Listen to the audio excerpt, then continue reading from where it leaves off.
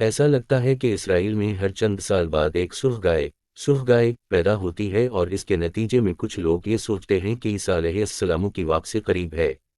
یہ کیوں ہے؟ سرخ گائے کا اختتامی اوقات سے کیا تعلق ہے؟ اس سے پہلے کہ ہم اس سوال کو براہ راست دریافت کریں، بائبل میں سرخ گائے کی اہمیت کو سمجھنا ضروری ہے۔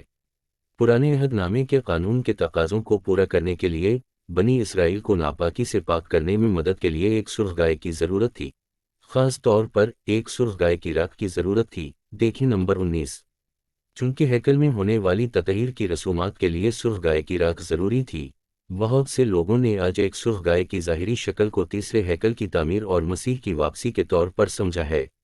ربی روایت کے مطابق موسیٰ کے زمانے سے لے کر اب تک 9 سرخ گائے قربان کی گئی ہیں۔ دوسرے مندر کی تباہی کے بعد سے کوئی بھی سرخ گائے ذبح نہیں کی گئی ہے۔ ربی میمونائیڈس 1135 سے 1204 نے سکھایا کہ 10ویں سرخ گائے کو مسیح خود قربان کرے گا۔ پارا ادوما CH 3 سیکشن 4۔ ٹیمپل انسٹی ٹیوٹ، ایک تیسرے مندر کی تعمیر کی وکالت کرنے والا ایک گروپ، رپورٹ کرتا ہے کہ ٹیکساس سے 5 بے سرخ بچھڑے 15 ستمبر 2022 کو اسرائیل پہنچے۔ https://templeinstitute.org 22 ستمبر 22 تک رسائی۔ بہت سے لوگ اس واقعہ کو پیشن گوئی کی تکمیل کے طور پر دیکھتے ہیں، کیونکہ سرخ گائے کا حصول ایک نئے مندر کے منصوبوں میں ایک بڑا قدم ہے۔ موسوعہ قانون نے واضح کیا کہ سرخ گائے کو ایب کے بغیر ہونا چاہیے، اور اس نے کبھی جوا نہیں اٹھایا۔ نمبر 19 سے 2۔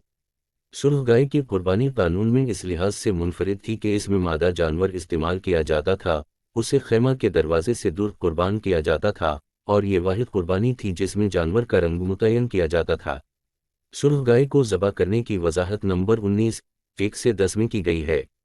الیعزر کاہن کو بنی اسرائیل کے کیمپ کے باہر رسم کی نگرانی کرنی تھی۔ جانور کے مارے جانے کے بعد الیعزر کو اس کا کچھ خون خیمہ کے سامنے کی طرف 7 بار چھڑکنا تھا۔ آیت 4۔ پھر اس نے دوبارہ کیمپ چھوڑا اور سرخ گائے کی لاش کو جلانے کی نگرانی کی۔ آیت 5۔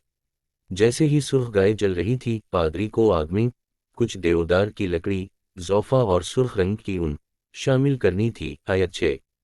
اس کے بعد سرخ گائے کی راکھ کو خیمہ کے باہر ایک رسمی طور پر صاف جگہ میں جمع کر کے محفوظ کیا جاتا تھا۔ راکھ کو پانے کے پانی میں استعمال کیا گیا تھا۔ یہ گناہ سے پاکیزگی کے لیے ہے۔ گنتی 19 سے 9۔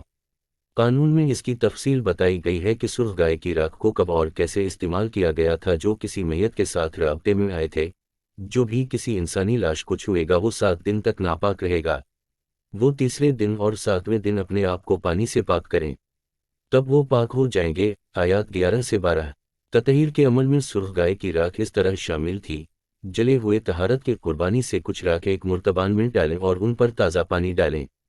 اس کے بعد ایک آدمی جو رسمی طور پر پاک ہو اسے کچھ زاویہ لے کر پانی میں ڈبو کر چھڑکنا چاہیے۔ جس نے کسی انسانی ہڈی یا قبر کو چھوا ہے، یا جو مارا گیا ہے، یا کوئی بھی جو قدرتی موت مر گیا ہے۔ آیات 17 سے 18۔